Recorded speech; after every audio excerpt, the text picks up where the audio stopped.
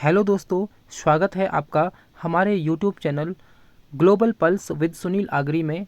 तो फ्रेंड्स, यहाँ पर आपको मालूम है कि हम ज्योग्राफी के कंटेंट यहाँ पर आपको प्रोवाइड करते हैं और ज्योग्राफी की जो भी आपकी जो समस्याएं होती है वो हम यहाँ पर सॉर्ट आउट करते हैं। तो फ्रेंड्स, यहाँ पर मैं आज इंडियन ज्योग्राफी के मोस्ट इम्पॉर्टेंट क्वेश्चंस यहाँ पर आपके सामने लेके आया हूँ, जो प्रत्येक एग्ज़ाम के लिए आपके लिए बहुत इम्पोर्टेंट होने वाली है। समझाते हुए फ्रेंड्स यहाँ पर मैं चलूँगा, तो वीडियो पर बने रहें और हम अपनी वीडियो आज शुरू करते हैं। पहला क्वेश्चन यहाँ पर स्क्रीन पर आपके सामने है। क्वेश्चन नंबर 1, मेक मोहन रेखा का सीमांकन किस वर्ष हुआ था? तो मेक मोहन रेखा तय किस वर्ष की गई थी? तो फ्रेंड्स, भारत और चीन के बीच एक कृत्रिम रेखा जिसका नाम मेक मोहन रेखा है, ये भारत और चीन के बीच में स्थित है और इस रेखा का निर्धारण 1914 में किया गया। Right option number C. बढ़ते हैं अगले प्रश्न पर। तो दोस्तों, हमारा अगला प्रश्न है, निम्नलिखित देशों में किसकी सीमा भारत के साथ सर्वाधिक है? तो इन देशों में से बताना है कि सबसे ज़्यादा लंबी सीमा भारत की किस देश के साथ लगती है। चीन के साथ, पाकिस्तान के साथ, बांग्लादेश के साथ या फिर नेपाल के साथ? तो इसका सही उत्तर है बांग्लादेश के साथ। इसका क्रम भी दोस्तों आपको पूछा जाता है कि सबसे ज़्यादा बांग्लादेश के साथ लगती है, उसके बाद किसके साथ लगती है, उसके बाद फिर किसके साथ लगती है। तो इसके लिए एक ट्रिक जो है वो आपने सुना ही होगा बचपन में, MBA। बचपन में MBA। दोस्तों, ब से आपका बांग्लादेश हो गया, च से चाइना हो गया, प से पाकिस्तान हो गया, न से नेपाल हो गया। ये M जो यहाँ पर मैं जो है ये साइलेंट रहेगा। फिर M से म्यांमार हो गया, B से भूटान हो गया और A से अफ़गानिस्तान यहाँ पर हो जाता है। अगर हम बांग्लादेश की बात करें तो बांग्लादेश की जो है 4096 किलोमीटर यहाँ पर लंबी सीमा रेखा है, भारत के साथ लगती है। चीन की 3488 किलोमीटर की सीमा रेखा है। पाकिस्तान के बीच 3323 किलोमीटर की सीमा रेखा है। नेपाल के बीच 1751 किलोमीटर की सीमा रेखा है और म्यांमार के साथ की बात करें तो म्यांमार के साथ 1643 किलोमीटर लंबी सीमा रेखा है। 699 भूटान के साथ है और सबसे कम सीमा रेखा, सबसे छोटी सीमा रेखा जो है अफगानिस्तान के पास है, मात्र 106 किलोमीटर। तो दोस्तों, आई होप आपको समझ में आया होगा। बढ़ते हैं अगले प्रश्न पर। हमारा अगला प्रश्न है, दक्कन जाल बना हुआ है। दक्कन जाल यानी इसको दक्कन ट्रैप भी कहते हैं, ये बना हुआ है किन चट्टानों से बना हुआ है, ये पूछा गया है। Number A granite, number B कायांतरित सेल, नंबर C अवसादी सेल, नंबर D बेसाल्ट। तो दोस्तों, जो दक्कन जाल जो है वो आपके मेसोजोइक महाकल्प के ट्रियासिक कल्प में, मेसोजोइक महाकल्प के क्रिटेशियस में इसका जो निर्माण हुआ है, इसको भी याद रखना। मेसोजोइक ये मेसोजोइक होना चाहिए, मेसोजोइक के क्रिटेशियस कल्प में, क्रिटेशियस। दोस्तों, इसका जो दक्कन ट्रैप का जो निर्माण है वो किस महाकल्प में हुआ है? तो इसका निर्माण मेसोजोइक महाकल्प में हुआ है। और किस कल्प में हुआ है? तो उसी के क्रिटेशियस कल्प में इसका निर्माण हुआ है। और ये क्या है? लावा का एक प्रवाह है, ज्वालामुखी लावा से निर्मित भूमि है, जिसे हम बेसाल्ट के नाम से जानते हैं। तो ऑप्शन नंबर D इसका करेक्ट आंसर हो जाएगा। दक्कन जाल किसका बना हुआ है? बेसाल्ट चट्टानों का बना हुआ है, जो लावा प्रवाह से निर्मित है। और ये किस काल में बना हुआ है? तो मेसोजोइक महाकल्प में बना हुआ है, जिसका कल्प कौन सा है? क्रिटेशियस कल्प। आई होप आपको समझ में आया होगा। और बढ़ते हैं दोस्तों अगले प्रश्न पर। यहाँ पर स्क्रीन पर अगला क्वेश्चन है, निम्नलिखित में से कौन भारत की सबसे प्राचीन पर्वत श्रृंखला है? सबसे प्राचीन पर्वत श्रृंखला यहाँ पर पूछी गई है दोस्तों। तो सबसे प्राचीन पर्वत श्रृंखला यहाँ पर सभी को मालूम होनी चाहिए कि कौन सी है। तो यहाँ पर अरावली जो है ये सबसे प्राचीन पर्वत श्रेणी है। दोस्तों अरावली की सबसे ऊंची चोटी है, उसका नाम है गुरु शिखर।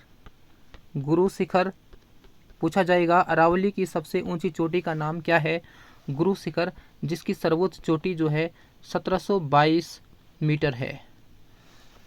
गुरु शिखर की ऊंचाई 1722 मीटर है और ये अरावली की सबसे ऊंची चोटी है। और ये अरावली पर्वत जो है सबसे प्राचीन पर्वत श्रृंखला है और एक वलित पर्वत है। दोस्तों बढ़ते हैं अगले प्रश्न पर।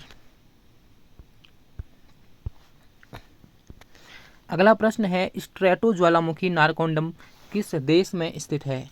जो नारकोंडम नाम का जो ज्वालामुखी है ये किस देश में है, ऐसा पूछा गया है। तो दोस्तों यह एक शांत ज्वालामुखी है। जो किस देश में है इनमें से, तो ऑप्शन नंबर ए हो जाएगा आपका, भारत में है। तो भारत की अगर बात करें तो कहाँ पर है? अंडमान के पूर्व में 80 किलोमीटर पूर्व में है। अंडमान के 80 किलोमीटर पूर्व में दोस्तों ये हिंद महासागर में एक शांत ज्वालामुखी है। अगर महासागर पूछा जाएगा तो हिंद महासागर में स्थित एक ज्वालामुखी है नारकोंडम। और किस प्रकार का है? तो ये एक शांत ज्वालामुखी है जिसमें अब उद्गार नहीं होता है, उसी को हम शांत ज्वालामुखी दोस्तों यहाँ पर कहते हैं। बढ़ते हैं अगले प्रश्न पर। अगला प्रश्न है, मैकाल पहाड़ियाँ वस्तुतः है? पहला है दोस्तों भ्रंशोत पर्वत है, अवशिष्ट पर्वत है, वलित पर्वत है या फिर उत्थित पठार के कगार है। मैकाल पहाड़ियाँ क्या है ये पूछा गया है। तो मैकाल पहाड़ियाँ दोस्तों क्या है? अवशिष्ट पर्वत है एक। अवशिष्ट पर्वत किसको कहते हैं दोस्तों? अवशिष्ट पर्वत वह पर्वत होता है जो अपर्दन के कारण नदियों के अपर्दन, वायु का अपर्दन, चाहे किसी भी की चाहे हिमानी अपर्दन हो, इन अपर्दनों के कारण ये अवशेष के रूप में रह जाते हैं। इन्हीं को अवशिष्ट पर्वत कहते हैं। भारत में मैकाल पहाड़ियाँ जो है वो अवशिष्ट पर्वत हैं और साथ ही साथ अरावली भी अवशिष्ट पर्वत है दोस्तों। अरावली भी अवशिष्ट पर्वत है। साथ ही साथ आपका विंध्याचल अवशिष्ट पर्वत है। विंध्याचल अवशिष्ट पर्वत है दोस्तों।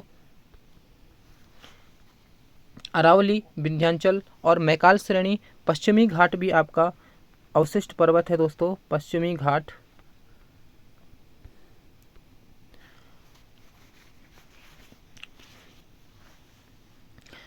वैसे अरावली दोस्तों आपका अवशिष्ट पर्वत और वलित पर्वत, ये अरावली दोनों में आता है, अवशिष्ट में भी आता है और वलित में भी आता है। ये प्राचीन वलित पर्वत भी है और अवशिष्ट पर्वत भी है। तो दोस्तों हमने पढ़ा कि मैकाल पहाड़ियाँ जो है वो अवशिष्ट पर्वत है और साथ ही साथ अरावली, विंध्याचल, पश्चिमी घाट भी भारत में अवशिष्ट पर्वतों के ही उदाहरण है। अगर दोस्तों हम बात करेंगे दोस्तों अगर हम बात करेंगे वलित पर्वत की, तो भारत में वलित पर्वत जो है वो कौन सा है? हिमालय है दोस्तों। हिमालय भारत में एक वलित पर्वत है दोस्तों। इसी के अलावा एंडीज पूरे विश्व की सबसे लंबी वलित पर्वत श्रृंखला है। इसके अलावा रॉकीज जो है ये भी वलित पर्वत है संयुक्त राज्य अमेरिका में। साथ ही साथ आल्प्स यूरोप में ये भी वलित पर्वत है। भ्रंशोत पर्वत क्या होते हैं दोस्तों? ये ब्लॉक पर्वत होते हैं। जब कोई पर्वत दो खंडों में टूट जाता है तो उस तरीके से ब्लॉक पर्वतों का निर्माण होता है। ये ब्लॉक पर्वत है। और ब्लॉक पर्वत जैसे वासजेस एक पर्वत है फ्रांस में, ये वलित पर्वत है। और अगर बात करें सियरा नेवादा पर्वत, तो ये पाकिस्तान में है, ये भी एक ब्लॉक पर्वत है। ब्लैक फॉरेस्ट फ्रांस में पड़ता है, ये भी एक ब्लॉक पर्वत यानी भ्रंशोत पर्वत है। दोस्तों आगे बढ़ते हैं अगले क्वेश्चन पर। निम्नलिखित में से कौन सम्मिलित है? इसमें बताना है कि उनके दर्रा दे रखे हैं, उनके राज्य दे रखे हैं, किस राज्य में जो दर्रा है, तो इसमें बताया है कि सम्मिलित कौन सा है। तो दोस्तों यहाँ पर तुजु दर्रा दे रखा है मेघालय में। तुजु दर्रा मेघालय में नहीं है दोस्तों, तुजु दर्रा जो है वो मणिपुर में है। जैलेपला दर्रा मणिपुर में नहीं दोस्तों, जैलेपला दर्रा जो है वो सिक्किम में है, ये भी सही नहीं है। भोर घाट गोवा नहीं फ्रेंड्स, भोर घाट कहाँ है? महाराष्ट्र में है। पालघाट केरल, तो यहाँ पर आपका डी वाला ऑप्शन सही हो जाएगा। पालघाट दर्रा केरल में स्थित है। भोरघाट दर्रा महाराष्ट्र में है। तुजु दर्रा आपका मणिपुर में है। जैलेपला दर्रा सिक्किम में है। साथ ही साथ और भी दर्रे हैं, जैसे बोमडिला दर्रा अरुणाचल प्रदेश में है। जोजिला दर्रा जम्मू कश्मीर में है। सिपकिला दर्रा हिमाचल प्रदेश में है। नीति और माणा जो है वो उत्तराखंड में स्थित है। दोस्तों बढ़ते हैं अपने अगले प्रश्न पर। अगला प्रश्न है दोस्तों, सरक्रीक विवाद है। ये सरक्रीक विवाद क्या है दोस्तों? सरक्रीक पड़ता है राजस्थान भारत के जो गुजरात वाला एरिया है, गुजरात के पश्चिमी क्षेत्र में ये सरक्रीक नामक स्थान पड़ता है। और ये जो है भारत और पाकिस्तान का जो विवाद है इससे संबंधित है। तो सरक्रीक जो दोस्तों एक दलदली भूमि है गुजरात के पश्चिम में और सिंध से लगा हुआ क्षेत्र है, जो अब पाकिस्तान ने इस पर कब्जा किया हुआ है। तो ये भारत और पाकिस्तान के बीच स्थित है। सरक्रीक जो है भारत का पश्चिमोत्तर बिंदु अगर आएगा कौन है, तो सरक्रीक ही है। बढ़ते हैं अगले प्रश्न पर। दोस्तों अगला प्रश्न मिलान करने वाला है। भारत की जनजातियां दी है और उसके राज्य दिया है। बैगा जनजाति यहाँ पर पूछा गया है, कहाँ है? भोटिया जनजाति, करबी जनजाति और रोंगपा जनजाति। तो दोस्तों आपका बैगा जनजाति कहाँ पर स्थित है? बैगा जनजाति दोस्तों कहाँ पर स्थित है? मध्य प्रदेश में आपका बैगा जनजाति स्थित है। भोटिया जनजाति की बात करें दोस्तों, तो भोटिया जनजाति उत्तराखंड में स्थित है। करबी जनजाति की बात करेंगे दोस्तों, करबी जनजाति कहाँ है?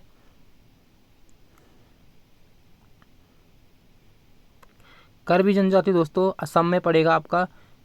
और रोंगपा जनजाति आपका सिक्किम में हो जाएगा। तो बैगा जनजाति 1 का 4 हो गया दोस्तों। 1 का 4 यहाँ भी है और यहाँ भी है। बी भी हो सकता है और सी भी हो सकता है। भोटिया जनजाति उत्तराखंड में, तो बी का कितना हो जाएगा? 3। तो फिर ये वाला तो नहीं होगा, फिर आंसर हो जाएगा आपका बी वाला 4 3 1 2। बैगा जनजाति मध्य प्रदेश में, भोटिया जनजाति उत्तराखंड में, करबी जनजाति दोस्तों असम में पाई जाती है और रोंगपा जनजाति सिक्किम में पाई जाती है। बढ़ते हैं दोस्तों अगले प्रश्न पर। गंगा का डेल्टा निम्न में से किस प्रकार का डेल्टा है? पूछा गया है दोस्तों गंगा का जो डेल्टा है वो किस प्रकार का डेल्टा है? पक्षी पंजा डेल्टा, ज्वारदानमुख डेल्टा, चापाकार डेल्टा या रुंडित डेल्टा? तो दोस्तों जो आपका गंगा का जो डेल्टा है वो चापाकार डेल्टा का उदाहरण है। चापाकार डेल्टा का उदाहरण दोस्तों एक तो गंगा ही हो गया, और एक आपका विश्व स्तर पर पूछा जाए तो जो नील नदी है ये भी चापाकार डेल्टा बनाती है। चापाकार डेल्टा को धनुषाकार डेल्टा भी कह सकते हैं। चाप के आकार का होता है दोस्तों, तो धनुषाकार इसको कहा जाता है। धनुषाकार या फिर चापाकार। पक्षी पंजाकार डेल्टा दुनिया में एक नदी जो है प्रसिद्ध है, जो पक्षी पंजाकार डेल्टा बनाती है दोस्तों, उसका नाम है मिसिसिपी। और मिसिसिपी ढंग से लिख देना दोस्तों। मिसिसिपी जो है ये संयुक्त राज्य अमेरिका में स्थित है। ज्वारदानमुखी डेल्टा की बात करें दोस्तों, तो ये भारत में नर्मदा और ताप्ती नदियाँ बनाती है। नर्मदा, ताप्ती। और रुंडित डेल्टा की बात करें दोस्तों, तो रुंडित डेल्टा जो है ये चीन में एक नदी है, ह्वांगहो नदी। आप लिख लेना, ह्वांगहो। ये रुंडित डेल्टा, इसको परित्यक्त डेल्टा भी कहा जाता है। ये बनाती है ह्वांगहो नदी। आई होप आपको समझ में आया होगा। बढ़ते हैं दोस्तों अगले प्रश्न पर। अगला प्रश्न है कयाल क्या है? कयाल क्या है? दक्कन पठार की रेगड़ मिट्टी है, तराई मैदान है, केरल का लैगून है या महानदी डेल्टा है? तो कयाल क्या है दोस्तों? केरल का एक लैगून है। केरल के लैगूनों को कयाल कहा जाता है। जो केरल में जो झीलें होती है, सागर तटीय जो झीलें होती है उनको लैगून कहा जाता है। दोस्तों बढ़ते हैं अगले प्रश्न पर। हमारा अगला प्रश्न है, कोपेन के जलवायु वर्गीकरण के अनुसार निम्नलिखित जलवायु प्रकारों में से कौन सी भारत में पाई जाती है। तो दोस्तों यहाँ पर जलवायु प्रकारों में कोपेन का भारत में कौन सी जलवायु प्रकार पाई जाती है, तो एम प्रकार की जलवायु दोस्तों यहाँ पर भारत में पाई जाती है। एम उष्णकटिबंधीय मानसूनी जलवायु है। कोपेन ने दोस्तों यहाँ पर अपने वर्गीकरण में अंग्रेजी के अक्षरों का प्रयोग किया है जलवायु को, अलग अलग जलवायु को बताने के लिए। तो जो उष्णकटिबंधीय मानसूनी जलवायु है उसका संकेत एम है, उसने दिया है। तो यहाँ पर भारत में इस प्रकार की जलवायु ज़्यादातर पाई जाती है। साथ ही साथ दोस्तों अगर बात करें भारत में कुछ और जगहों, जैसे ये एम प्रकार की जलवायु एक तो पश्चिमी घाट में मिलती है और साथ ही साथ केरल में मिलती है, कर्नाटका के कुछ भागों में ऐसी जलवायु पाई जाती है एम प्रकार की। अगर तमिलनाडु के अधिकांश क्षेत्र में बात करें दोस्तों तो वहाँ पर एस प्रकार की जलवायु पाई जाती है। जो कोरोमंडल तट है तमिलनाडु का, वहाँ पर एस प्रकार की जलवायु मिलती है। लिख लेना दोस्तों, तमिलनाडु में एस प्रकार की जलवायु। आपका गंगा यमुना का जो मैदान है इलाहाबाद प्रयागराज में, वहाँ पर CWG जलवायु पाई जाती है। इसको भी आप नोट डाउन कर लीजिए। गंगा का मैदान यानी प्रयागराज इलाहाबाद आएगा या फिर गंगा का मैदान आएगा, वहाँ पर CWG प्रकार की जलवायु यहाँ पर देखने को मिलेगी दोस्तों। अगर राजस्थान के मरुस्थल की बात करें तो BWHW दोस्तों, राजस्थान के मरुस्थल की जो जलवायु है वो BWHW है। और अर्ध मरुस्थल, राजस्थान में जो अर्ध मरुस्थल है उसकी जो जलवायु की बात करेंगे तो वो है BSHW। तो दोस्तों यहाँ पर आई होप आपको समझ में आया होगा। एम प्रकार की जलवायु भारत में कहाँ पाई जाएगी, एक तो पश्चिमी घाट में पाई जाएगी, एक तमिलनाडु के कुछ भागों में पाई जाएगी, कर्नाटक के दक्षिणी भाग में, असम मेघालय में इस प्रकार की जलवायु देखने को मिलती है। एस प्रकार की जलवायु तमिलनाडु के कोरोमंडल तट पर पाई जाती है। CWG जलवायु जो है ये कहाँ पर पाई जाती है, उत्तर के विशाल मैदान में पाई जाती है। BSHW यहाँ पर कहाँ पाई जाती है, तो ये अर्ध मरुस्थलीय क्षेत्रों में पाई जाती है। BWHW राजस्थान का मरुस्थल में इस प्रकार की जलवायु देखने को मिलती है दोस्तों। आई होप आपको समझ में आया होगा। बढ़ते हैं दोस्तों अगले प्रश्न पर। तो दोस्तों मैं आपको बता दूं, मेहनत ही एक ऐसी चीज़ है जिससे हम कामयाबी एक दिन ज़रूर हासिल करते हैं। और मेहनत करने वालों की दोस्तों सभी जगह आवश्यकता होती है और उनको एक दिन सफलता अवश्य मिलती है। इसलिए दोस्तों कहते हैं, राह संघर्ष की जो चलता है वो ही संसार को बदलता है। जिसने रातों से है जंग जीती, सुबह सूर्य बनकर वही चमकता है। दोस्तों फ्रेंड्स यहाँ पर अगला क्वेश्चन शुरू करते हैं। क्वेश्चन नंबर 13, भारत के किस भाग में ग्रीष्मकालीन मानसून सबसे पहले आता है। तो ग्रीष्मकालीन मानसून की बात की गई है दोस्तों। ग्रीष्मकालीन मानसून भारत में सबसे पहले कहाँ आता है, तो दोस्तों ये ग्रीष्मकालीन मानसून, अगर ये भारत का मैप है तो ग्रीष्मकालीन मानसून दोस्तों सबसे पहले यहाँ से केरल के तट पर ही आता है, यानी पश्चिमी घाट पर ये ग्रीष्मकालीन मानसून सबसे पहले देखने को मिलता है। ग्रीष्मकालीन मानसून को दक्षिणी पश्चिमी मानसून भी बोलते हैं दोस्तों।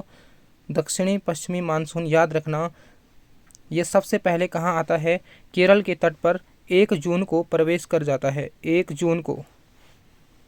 बढ़ते हैं दोस्तों अगले प्रश्न पर। प्रश्न नंबर 14 है, उत्तरी भारत में शीतकालीन वर्षा किन कारणों से होती है। तो उत्तरी भारत में जो शीतकालीन वर्षा होती है दोस्तों वो किन कारणों से होती है। ऑप्शन नंबर ए दिया है उत्तर पूर्वी मानसून, बी दिया है दक्षिण पश्चिमी मानसून, सी दिया है लौटता हुआ मानसून, डी दिया है पश्चिम से आने वाले चक्रवात। तो दोस्तों यहाँ पर जो शीतकालीन वर्षा होती है वो किन पवनों के कारण होती है यहाँ पर, तो जो पश्चिम से आने वाले जो चक्रवात हैं उनके कारण यहाँ पर शीतकालीन वर्षा, शीतकाल में हमारे यहाँ पर भारत में वर्षा होती है। इनको दोस्तों पश्चिमी विक्षोभ भी कहते हैं, ये भी आप ध्यान में रखेंगे। पश्चिमी विक्षोभ, पश्चिमी विक्षोभ आप ढंग से लिख लेना दोस्तों, पश्चिमी विक्षोभ भी इन्हें कहा जाता है। ये दोस्तों काला सागर, लाल सागर से भारत के जम्मू कश्मीर, पंजाब और हिमाचल प्रदेश आदि राज्यों में, उत्तराखंड आदि राज्यों में बारिश करते हैं शीतकाल में। उन्हें हम पश्चिमी विक्षोभ कहा जाता है दोस्तों। अगर उत्तर पूर्वी मानसूनी पवनों की बात करें दोस्तों, तो ये कहाँ से आते हैं? ये रूस, साइबेरिया से आते हैं, लेकिन भारत में हिमालय पर्वत के होने के कारण हिमालय से पर्वत से टकरा कर भारत में प्रवेश नहीं कर पाते हैं। और अगर दोस्तों दक्षिणी पश्चिमी मानसून, अगर कहा जाता है उत्तर पूर्वी मानसून के लिए एक बात और बोलूँगा दोस्तों, उत्तर पूर्वी मानसूनी जो पवनें होती है वो तमिलनाडु के कोरोमंडल तट पर वर्षा करती है। कोरोमंडल, ये भी क्वेश्चन आता है दोस्तों, तमिलनाडु के कोरोमंडल तट पर शीतकाल में किन पवनों के कारण वर्षा होती है? तो उत्तर पूर्वी मानसूनी पवनों के कारण। अन्य क्षेत्रों में वर्षा क्यों नहीं हो पाती है दोस्तों? हिमालय पर्वत इन पवनों को रोक देता है। अगर दक्षिण पश्चिमी मानसून की दोस्तों बात करें तो ये मैंने अभी आपको इससे पहले डिस्कस किया था। 1 जून को केरला के तट पर ये वर्षा करता है, पश्चिमी घाट में सबसे पहले वर्षा करता है और घनघोर वर्षा यहाँ पर ये करता है। लौटते हुए मानसून से दोस्तों उड़ीसा, तमिलनाडु के क्षेत्रों में ज़्यादा वर्षा होती है। तो इस क्वेश्चन का जो उत्तर था वो डी था दोस्तों, पश्चिम से आने वाले चक्रवातों से शीतकालीन वर्षा होती है दोस्तों भारत में। बढ़ते हैं अगले प्रश्न पर। अगला प्रश्न यहाँ पर स्क्रीन पर है। 26 दिसंबर 2004 को सुनामी से भारत का कौन सा भाग पूर्णतया सागर में डूब गया?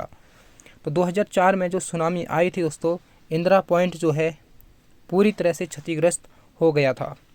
बढ़ते हैं अगले प्रश्न पर। अगला प्रश्न है दोस्तों, भारत में किस प्रकार का विस्तार सर्वाधिक है? किस मृदा का यहाँ पर विस्तार सबसे ज़्यादा भारत में है? तो दोस्तों ये पूछा गया है किस मृदा का है। शुष्क मृदा, लाल पीली मृदा, जलोढ़ मृदा, लेटेराइट मृदा। तो दोस्तों भारत में सबसे ज़्यादा जो मृदा पाई जाती है वो जलोढ़ मृदा पाई जाती है। और जलोढ़ मृदा का निर्माण नदियों के द्वारा लाए गए अवसादों से होता है। और ये जलोढ़ मृदा दोस्तों 2 प्रकार की होती है, बांगर और खादर। बांगर जो मृदा होती है वो पुरानी जलोढ़ मिट्टी को कहते हैं और खादर नई जलोढ़ मिट्टी को कहा जाता है। दोस्तों यहाँ पर बात करें शुष्क मिट्टी जो है, शुष्क मृदा राजस्थान में पाई जाती है। लाल व पीली मृदा कर्नाटक के पठार में पाई जाती है। लेटेराइट मृदा केरला के तट पर पाई जाती है दोस्तों। और लेटेराइट मृदा का जो निर्माण होता है दोस्तों वो किस प्रकार से होता है? तो लेटेराइट मृदा अत्यधिक वर्षा के कारण जो मिट्टी में ऊपर से जो बारीक कण होते हैं मिट्टी के, वो मिट्टी के दूसरे संस्तर यानी पृथ्वी के मिट्टी में जो मिट्टी होती है ऊपरी परत, उसके दूसरे संस्तर में चली जाती है, मतलब नीचे चले जाती है। और ऊपर जो बड़े बड़े जो कंकड़ की प्रकार की जो मिट्टी होती है उसी को लेटेराइट मिट्टी का नाम दिया गया है दोस्तों। तो यहाँ पर फिलहाल के लिए दोस्तों क्या है, भारत में किस मृदा का विस्तार सर्वाधिक है? तो जलोढ़ मृदा। बढ़ते हैं अगले प्रश्न पर। तो दोस्तों अगला प्रश्न है, वनाच्छादन का सर्वाधिक प्रतिशत भारत के किस राज्य में है? तो वनाच्छादन का सर्वाधिक प्रतिशत दोस्तों यहाँ पर पूछा गया है किस राज्य में है? तो अरुणाचल प्रदेश में यहाँ पर सबसे ज़्यादा प्रतिशत है, लगभग 79% जो है वो अरुणाचल प्रदेश में वन पाए जाते हैं दोस्तों। वैसे तो सर्वाधिक वनों का जो प्रतिशत है, अगर केंद्र शासित प्रदेशों को भी मिलाया जाए तो सबसे ज़्यादा प्रतिशत जो है वो लक्षद्वीप का है। लक्षद्वीप का है दोस्तों, ये 90% है। आप याद रखना इस चीज़ को। सबसे ज़्यादा किसका है दोस्तों? लक्षद्वीप का है। बढ़ते हैं दोस्तों अगले प्रश्न पर। और फ्रेंड्स एक चीज़ और याद रखना, आपका जो मध्य प्रदेश है, सबसे ज़्यादा वन क्षेत्र जो है अगर पूछा जाए तो मध्य प्रदेश में है। और वन क्षेत्र का प्रतिशत पूछा जाए राज्यों में, तो राज्यों में अरुणाचल प्रदेश है और पूरे अगर केंद्र शासित प्रदेश को भी मिला के पूछा जाए तो वैसे तो सब में क्या है, लक्षद्वीप प्रतिशत में आगे है, 1% में है और 1 मध्य प्रदेश किस में है दोस्तों, तो सबसे ज़्यादा वन क्षेत्र जो है वो मध्य प्रदेश में है। आई होप आपको ये समझ में आया होगा। बढ़ते हैं अगले प्रश्न पर। तो हमारा अगला प्रश्न है दोस्तों, हेमिस राष्ट्रीय उद्यान कहाँ स्थित है? हेमिस राष्ट्रीय उद्यान कहाँ स्थित है? तो दोस्तों हेमिस जो है वो लेह लद्दाख में आपका पड़ जाता है। हेमिस जो है लेह लद्दाख में एक राष्ट्रीय उद्यान है। बढ़ते हैं अगले प्रश्न पर। दोस्तों हमारा आज का 19वां क्वेश्चन है, नोकरेक, यहाँ पर जैवमंडल आरक्षित क्षेत्र दिए हैं और एक तरफ राज्य दिए हैं और पूछा गया है कौन सम्मिलित नहीं है। इस नहीं पर ज़रूर ध्यान देना दोस्तों, कौन नहीं है। नोकरेक कहाँ पर स्थित है दोस्तों? तो नोकरेक मेघालय में, ये सही है। मानस उत्तराखंड में स्थित है, ये गलत है दोस्तों। मानस उत्तराखंड में नहीं बल्कि असम में है, असम में है दोस्तों। सिमलीपाल उड़ीसा में है, ये बिल्कुल सही है। अगस्तमलाई जो है वो केरल में है, ये भी बिल्कुल सही है। तो जो सम्मिलित नहीं है वो है मानस उत्तराखंड, क्योंकि मानस जो है वो असम में पड़ता है। बढ़ते हैं अगले प्रश्न पर। और दोस्तों आज का हमारा लास्ट प्रश्न है, भारत का प्रथम जैवमंडल आरक्षित क्षेत्र कौन सा है? तो भारत का प्रथम जैवमंडल आरक्षित क्षेत्र यहाँ पर पूछा गया है। दोस्तों भारत का प्रथम जैवमंडल आरक्षित क्षेत्र यहाँ पर कौन सा हो जाएगा? नीलगिरी हो जाएगा। नीलगिरी जो है 1986 में इसकी स्थापना हुई थी। 1986 दोस्तों नीलगिरी आरक्षित क्षेत्र की स्थापना हुई थी। ये भारत का एक जैवमंडल रिजर्व है। भारत में दोस्तों कुल 18 जैवमंडल रिजर्व हैं, 18 जैवमंडल रिजर्व हैं दोस्तों, और इसमें से 12 जैवमंडल रिजर्व को यूनेस्को की विश्व विरासत सूची में शामिल किया गया है।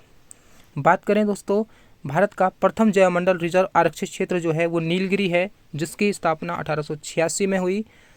दूसरा जो है दोस्तों सुंदरवन है, जिसकी स्थापना 1987 में हुई, 1 साल बाद। तीसरा है दोस्तों नंदा देवी, जिसकी स्थापना 1988 में हुई, ये उत्तराखंड में है। सुंदरवन आपका पश्चिमी बंगाल में है। और उत्तराखंड की बात करें तो उत्तराखंड में दो जैवमंडल आरक्षित क्षेत्र हैं। एक तो नीलगिरी है, एक तो नंदा देवी है, जिसकी स्थापना 1988 में हुई, जिसको यूनेस्को की सूची में 1988 में शामिल किया गया।